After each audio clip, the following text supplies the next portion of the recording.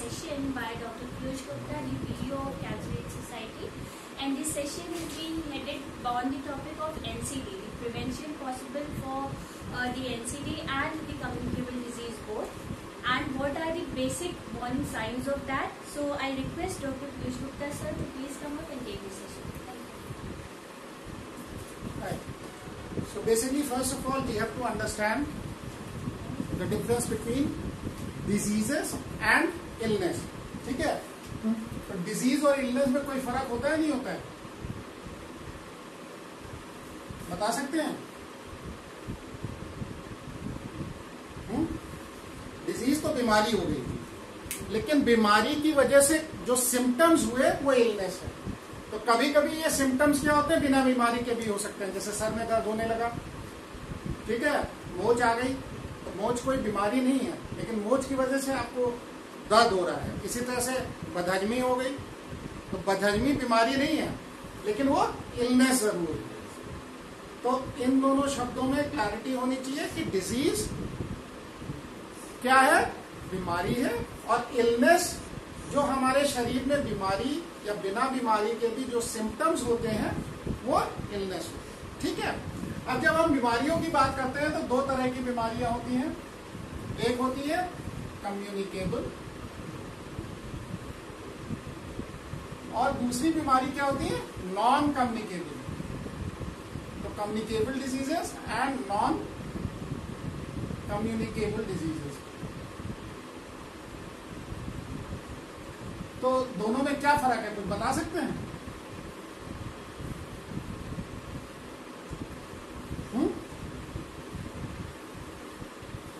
सबसे पहले ये समझिए, जब हम कम्युनिकेबल डिजीजेस की बात कर रहे हैं तो यहां कोई ना कोई माइक्रो ऑर्गेनिज्म इन्वॉल्व है। अब ये बैक्टीरिया भी हो सकता है, ये वायरस भी हो सकता है, ये फंगाई भी हो सकता है, माइकोप्लाज्मा हो सकता है, तो कोई ना कोई माइक्रोब जरूर इन्वॉल्व है। लेकिन नॉन कम्युनिकेबल डिजीजेस में क्या है, कोई भी ऐसा बाहर का कीटाणु या विषाणु जीवाणु वो नहीं इन्वॉल्व है, बल्कि ये हमारे शरीर की ही वजह से होता है। इनको लाइफ स्टाइल डिजीजेस की भी बोलते हैं।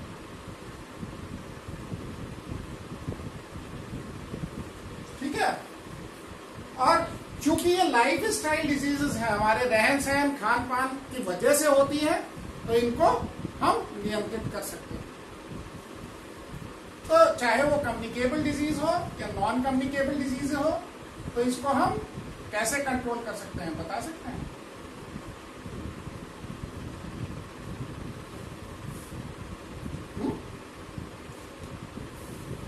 नियंत्रण और रोकथाम में कुछ फर्क मालूम है? क्या फर्क होता है दोनों में? नियंत्रण माने बीमारी कम हो, लोगों की पॉपुलेशन में कम हो, और कंट्रोल तो नियंत्रण हो गया, और बीमारी को रोकना वो प्रिवेंशन हो गया। ठीक है, तो अब अगर किसी को कोई बीमारी हो जाती है तो क्या करते हैं? सबसे पहले दिखाते हैं, किस लिए दिखाते हैं? नियंत्रण के, क्योर के लिए दिखाते हैं ना। तो अगर कोई बीमारी हो गई है तो सबसे पहले हम क्या कराएंगे, डायग्नोसिस कराएंगे कि कौन सी बीमारी है, और उसका ट्रीटमेंट कराएंगे। क्यों ट्रीटमेंट कराएंगे? क्योर के लिए। ठीक है, अगर बीमारी का इलाज ही नहीं हो सकता है, माने क्योर नहीं हो सकती है, तो फिर कोई ट्रीटमेंट का फायदा है? तो हमारा लक्ष्य क्या है, क्योर। तो अब कम्युनिकेबल डिजीजेस की अगर हम बात करें तो कम्युनिकेबल में भी दो तरह की बीमारी होती है। एक होती है इन्फेक्शियस और दूसरी नॉन इन्फेक्शियस। ठीक है, तो इन्फेक्शियस बीमारी कौन कौन सी है, अब क्या फर्क है इसमें, बता सकते हैं?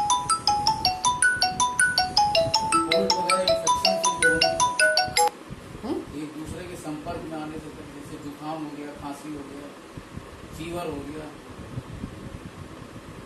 हमारे हिसाब से। नहीं, जब हम इन्फेक्शियस बीमारी की बात करते हैं तो एक इंसान से दूसरे इंसान में जो बीमारी हो रही है वो इन्फेक्शियस बीमारी है। जैसे कि लंग की, फेफड़े की टीबी, तो क्या हुआ, अगर बगल में कोई बैठा हुआ है उसकी इम्यूनिटी कम है तो उसके हो जाएगी। वायरल फीवर, इन्फ्लुएंजा जिसको बोलते हैं, तो अगर एक के है, पड़ोस में अगर कोई बैठा है और उसकी इम्यूनिटी कम है तो उसको तुरंत वायरल फीवर हो जाएगा। इसी तरह से हेपेटाइटिस बी है, एड्स है, HIV, ठीक है, तो HIV की वजह से एड्स हो जाता है। हेपेटाइटिस बी क्या है, हेपेटाइटिस बी वायरस की वजह से हो जाता है। और हेपेटाइटिस बी वायरस क्या होता है, पसीने से बाहर आता है, ठीक है।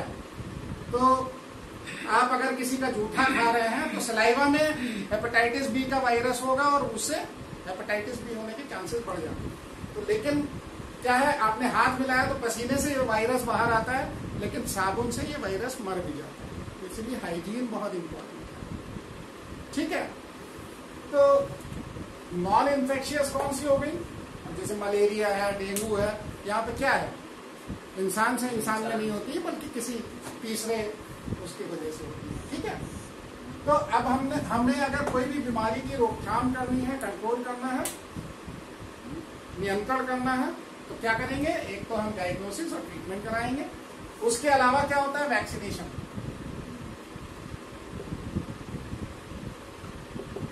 ठीक है। और वैक्सीनेशन के अलावा और कुछ होता है, प्रिवेंट करते हैं, ठीक है, प्रिवेंशन। तो प्रिवेंशन में नॉर्मली हम लोग क्या करते हैं, जागरूकता, लोगों को जागरूक करते हैं, ये करिए या नहीं करिए जिससे कि ये बीमारी ना हो। अगर बीमारी हो गई है तो हम इलाज कराएंगे और ठीक कराएंगे। और वैक्सीनेशन का पर्पस भी यही है कि बीमारी ना हो, ठीक है। तो इन 3 तरीकों से हम बीमारी पे नियंत्रण पा सकते हैं। अब हम अगर कम्युनिकेबल डिजीजेस की बात करते हैं तो यहाँ पे तो ट्रीटमेंट हो जाता है, इंसान ठीक हो जाता है। लेकिन जब हम नॉन कम्युनिकेबल डिजीजेस की बात करते हैं तो नॉन कम्युनिकेबल में जैसे कार्डियोवास्कुलर डिजीजेस हैं, तो ब्लड प्रेशर है, हार्ट की जो प्रॉब्लम्स हैं, हार्ट अटैक है, फिर कैंसर है, क्रोनिक रेस्पिरेटरी ट्रैक्ट डिजीजेस जैसे कि अस्थमा है, तो डायबिटीज है। तो ये नॉन कम्युनिकेबल डिजीजेस में बेसिकली क्या होता है, हम इनका इलाज कराते हैं। डायबिटीज का इलाज होके क्या ठीक हो जाता है पेशेंट, ब्लड प्रेशर का इलाज करा के क्या पेशेंट ठीक हो जाता है, नहीं होता। इसी तरह से एस्थमा का पेशेंट इलाज करके क्या ठीक हो जाता है, नहीं, हमेशा उसको दवाई लेते रहना पड़ता है। इसके माने नॉन कम्युनिकेबल डिजीज में क्योर नहीं होता है। अब अगर कैंसर की बात करें तो कैंसर ऐसी बीमारी है जहां पे अगर अर्ली स्टेजेस में पता लग जाए तो क्योर पॉसिबल है, लेकिन 80% लोग जो हैं एडवांस स्टेजेस में पहुंचते हैं जब almost cure is not possible. और ऐसे में क्या होता है, लाखों रुपए वो खर्च करते हैं और हम मरीज को बचाने में असमर्थ रहते हैं, परिवार जो है रोड पे आ जाता है, ठीक है। तो इसलिए नॉन कम्युनिकेबल डिजीजेस में हम क्या कहेंगे, सबसे बड़ी बात है प्रिवेंट करें कि बीमारी ही ना हो, ठीक है। और जब हम कैंसर की बात करेंगे तो चूंकि 80% एडवांस स्टेजेस में आते हैं, तो इसको रिवर्स करने के लिए आप क्या करोगे, इसका क्या करेंगे, कैसे आप चाहेंगे कि पेशेंट अर्ली स्टेजेस में आए, बताएंगे। अर्ली सिम्टम्स के बारे में अवेयरनेस करके ना,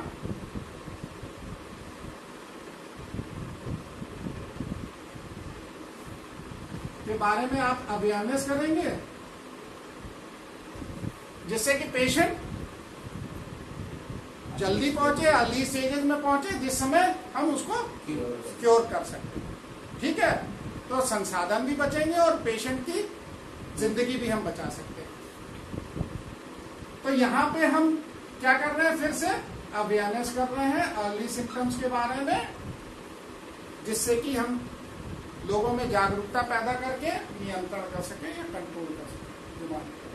और यहाँ पे हम रोकथाम करने की कोशिश कर रहे हैं जागरूकता के द्वारा। अब जब हम कैंसर की बात करते हैं या नॉन कम्युनिकेबल डिजीजेस की बात करते हैं, तो वर्ल्ड हेल्थ ऑर्गेनाइजेशन के हिसाब से क्या करना चाहिए, हमें अच्छी डाइट लेना चाहिए, रेगुलर एक्सरसाइज करना चाहिए।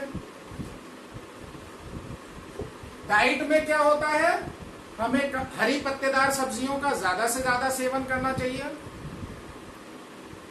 रंगीन फल और सब्जियों में काफी एंटीऑक्सीडेंट्स होते हैं, तो एंटीऑक्सीडेंट्स का ज्यादा से ज्यादा सेवन करना चाहिए। सोया प्रोडक्ट्स हमको ज्यादा खाना चाहिए। होल ग्रेन्स स्प्राउट करके उसका ज्यादा सेवन करना चाहिए। और कम से कम 2 लीटर पानी रोज पीना चाहिए। ठीक है। अब एंटीऑक्सीडेंट हमने बोला, एंटीऑक्सीडेंट क्या होता है बता सकते हैं?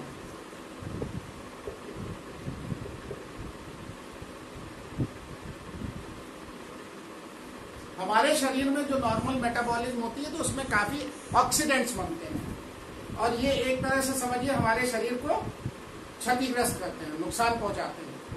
इन ऑक्सीडेंट्स को केवल एंटीऑक्सीडेंट्स ही खत्म कर सकते हैं, लेकिन मानव शरीर एंटीऑक्सीडेंट्स नहीं बना सकता। तो हमें प्लांट प्रोडक्ट्स पे डिपेंड करना पड़ता है एंटीऑक्सीडेंट्स के लिए। और हम फिर से बताएंगे कि रंगीन फल और सब्जियों में एंटीऑक्सीडेंट काफी मात्रा में होते हैं।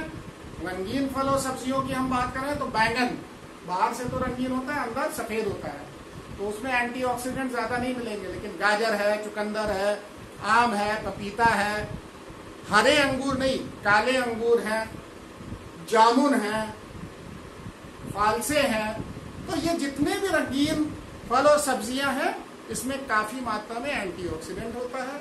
और इसको अगर हम रेगुलरली खाते रहे तो वो हमारी सेहत के लिए बहुत ही लाभदायक होता है। इसी तरह से हल्दी, उसमें भी काफी एंटीऑक्सीडेंट होते हैं और एंटी इंफ्लेमेटरी प्रॉपर्टीज भी होती है, यानी सूजन को कम करता है, तो वो भी एंटीऑक्सीडेंट से रिच होता है, काफी एंटीऑक्सीडेंट। एक्सरसाइज, कम से कम 3 मिनट की एक्सरसाइज डेली करनी चाहिए। और जब हम 30 मिनट की एक्सरसाइज की जब हम बात करते हैं तो इसको क्या बोलते हैं, रिगरस एक्सरसाइज। ठीक है। तो रिगरस एक्सरसाइज माने हमें पसीना आए ऐसी एक्सरसाइज करनी है। क्योंकि बहुत से लोग मान लीजिए मॉर्निंग वॉक करते हैं या इवनिंग वॉक करते हैं, घंटे 2 घंटे करेंगे लेकिन उससे कोई फायदा नहीं। जबकि आप वही आधे घंटे के लिए जॉगिंग अगर करेंगे तो वो आपके लिए फायदेमंद है। ठीक है। हमें क्या करना है, तंबाकू से दूर रहना है, अल्कोहल से दूर रहना है, इसका प्रयोग नहीं करना है। और जब हम तंबाकू की बात करते हैं तो वो चाहे एक्टिव स्मोकिंग हो या पैसिव स्मोकिंग हो। पैसिव स्मोकिंग जानते हैं क्या होता है?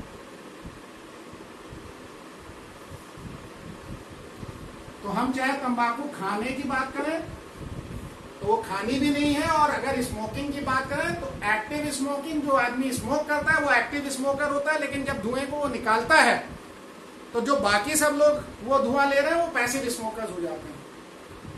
और पैसिव स्मोकिंग की वजह से भी हार्ट अटैक और कैंसर जैसी बीमारियां होने की संभावनाएं बहुत ज्यादा बढ़ जाती है। और जब हम टोबैको स्मोक की बात करते हैं तो करीब 4000 केमिकल्स होते हैं टोबैको स्मोक में,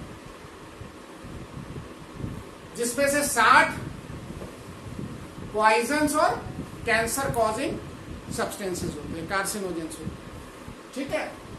तो तंबाकू से हमको दूर रहना है। और दूसरा, हमें ओबेसिटी से दूर रहना है। तो ओबेसिटी क्यों होती है? सिडेंट्री लाइफ स्टाइल, हम बैठे हैं, खाते रहते हैं, एक्सरसाइज नहीं करते हैं। तो अब जैसे लिफ्ट की जगह, एलिवेटर्स की जगह अगर हम जीने चढ़ रहे हैं तो हम रेगुलर एक्सरसाइज करते रहेंगे। ठीक है, पास में कहीं जाना है, ज्यादा दूर नहीं जाना है, तो हम स्कूटर और मोटरसाइकिल और गाड़ी ना यूज करके हम पैदल ही जाएं। तो हमको डेली लाइफ स्टाइल में ये चीज इन्वॉल्व करनी होगी। ठीक है, अब कुछ और चीजें जो हमें नहीं करनी चाहिए कैंसर जैसी बीमारी से बचने के लिए, तो वो है जैसे शॉर्ट वेवलेंथ रेज होती हैं, अल्ट्रावायलेट रेज सूरज की किरणों में बहुत ज्यादा होती है। तो जब बहुत तेज धूप होती है तो अल्ट्रावायलेट रेज ज्यादा होंगी और उससे कैंसर होने की संभावनाएं बढ़ जाती है। इसी तरह से एक्सरेज, बिना डॉक्टर के एडवाइस के अगर हम एक्सरे बार बार कराते हैं तो उससे कैंसर होने की संभावनाएं बढ़ जाती है। बल्कि अगर प्रेगनेंसी में कोई लेडी एक्सरे करा ले तो उसके जो बच्चा होने वाला है उसमें कैंसर होने की संभावनाएं बहुत ज्यादा बढ़ जाती है। तो हमेशा लोगों को मना करें कि प्रेगनेंसी में कभी भी एक्सरे ना करवाएं। ठीक है, इसी तरह से बेंजीन है, एस्बेस्टस है, आर्सेनिक है, कोल्टार है, डाइज है, ये सब कैंसर पैदा कर सकती है। जो पेस्टिसाइड्स हैं, इंसेक्टिसाइड्स हैं, इनसे भी कैंसर हो सकता है। तो जब हम फल सब्जियां कुछ भी लाते हैं तो उसको पानी में भिगो के पहले रख देना चाहिए ताकि वो एब्जॉर्ब हो जाए, सब निकल जाए, पानी में आ जाए, और उसके बाद में धो के फिर उसको हमको इस्तेमाल करना चाहिए। वरना उनकी वजह से हमारे शरीर में जहरीले तत्वों की वजह से भी कैंसर होने की संभावनाएं बढ़ जाती है। ठीक है, अब एक चीज और ध्यान रखें, ज्यादा नमक, ज्यादा शक्कर या ज्यादा चिकनाई अगर हम अपनी डाइट में रखते हैं तो उससे ज्यादा शक्कर से डायबिटीज हो सकती है, ज्यादा नमक से हार्ट अटैक हो सकता है, हाई ब्लड प्रेशर हो सकता है। तो नमक में हम सजेस्ट करते हैं कि लो सोडियम सॉल्ट का इस्तेमाल करें। ठीक है, मार्केट में लो सोडियम सॉल्ट आता है, टाटा लाइट के नाम से भी आता है। तो नॉर्मल नमक से महंगा जरूर होता है, लेकिन आपको वो सोडियम की मात्रा कम रहती है तो ब्लड प्रेशर में आपको बचाएगा उससे। ठीक है, इसी तरह से बहुत ज्यादा चिकनाई अगर हम खा रहे हैं, बटर है, घी है, रिफाइंड है, तो वो भी हमारी सेहत के लिए हार्मफुल है। तो फ्राइड आइटम्स का कम उपयोग करना चाहिए। और जब हम फ्राइड आइटम्स की बात करते हैं तो ध्यान रखें, जब हम ज्यादा सा कढ़ाई में तेल डाल लिया, कुछ फ्राई किया, रख दिया, अगले दिन फिर से वही तेल चढ़ाया, फिर फ्राई किया, रख दिया, तो ऐसे में क्या होता है, वो तेल गाढ़ा होने लगता है और उसमें काफी कार्सिनोजेंस या कैंसर कॉजिंग सब्सटेंसेस बन जाते हैं और उससे भी कैंसर होने की संभावनाएं बढ़ जाती है। तो ऐसा नहीं करना चाहिए। एक बार हमने फ्राई किया, जो बचा हुआ तेल है उसको सब्जी बनाने में या पराठा बनाने में इस्तेमाल कर ले, दोबारा डीप फ्राइंग के लिए नहीं इस्तेमाल करें। इसी तरह से जो आटे का प्रयोग करते हैं तो उसमें हमें भूसी छान के नहीं निकालनी होती है, बल्कि भूसी युक्त आटा लेना होता है। क्यों? क्योंकि जो रफेज है वो ज्यादा से ज्यादा हमारे शरीर में पहुंचेगा तो हमारा आंतें साफ रहेंगी और उससे हम कैंसर जैसी बीमारियों से बच सकते हैं। जो इंटेस्टाइनल कैंसर है वो रफेज की कमी से हो जाता है। तो ये कुछ लाइफ स्टाइल चेंजेस थे जिसकी वजह से हम कैंसर से बच सकते हैं। कोई सवाल?